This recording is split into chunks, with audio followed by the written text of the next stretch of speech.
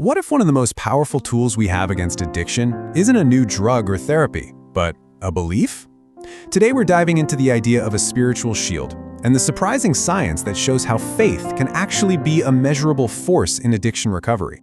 So you've probably heard that term higher power, right? It's a cornerstone of programs like Alcoholics Anonymous. But for the longest time, the real question has been floating out there. Is this just a nice idea, a matter of personal faith, or is there something real, something scientifically measurable going on? For decades, it really was just a matter of faith. You had the world of personal, spiritual journeys over here, and the world of cold, hard, clinical data over there. But that's all starting to change. Science is finally weighing in with some large-scale research, and frankly, the answer it's coming up with is pretty remarkable. So, let's start with the hard data, because before we can really appreciate why this new research is such a breakthrough, we have to get our heads around the sheer scale of the problem we're talking about. That number right there, that's how many people in the United States alone have a diagnosable substance use disorder, 48.5 million. It's a staggering public health crisis, which means finding any and every tool that can effectively help is, well, it's absolutely critical. And that urgent need for effective tools is what brings us to the main event, really. A landmark study that finally put these long-held beliefs about spirituality to a rigorous scientific test. And let me tell you, this wasn't some small, isolated experiment. We're talking about a massive meta-analysis published in JAMA Psychiatry that brought together data from 55 different studies.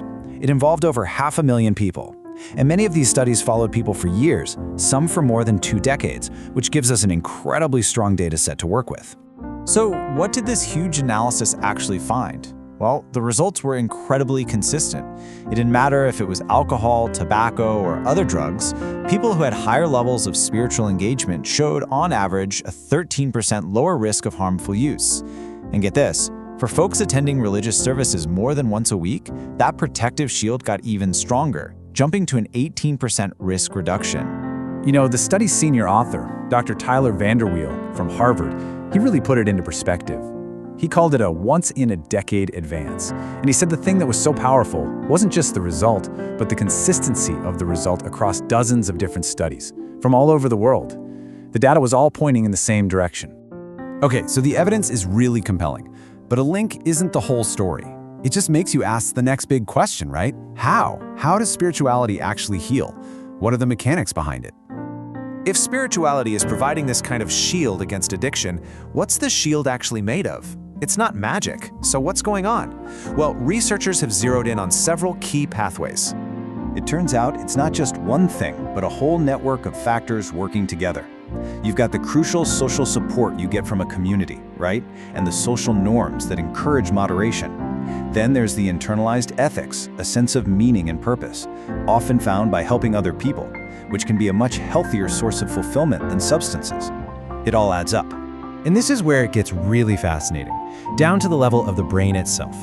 New neuroscience is actually suggesting that practices like prayer and meditation can physically influence the brain circuits that manage stress and reward. You know, the exact same pathways that get hijacked by addiction. It's almost like these spiritual practices are helping to rewire the brain for recovery.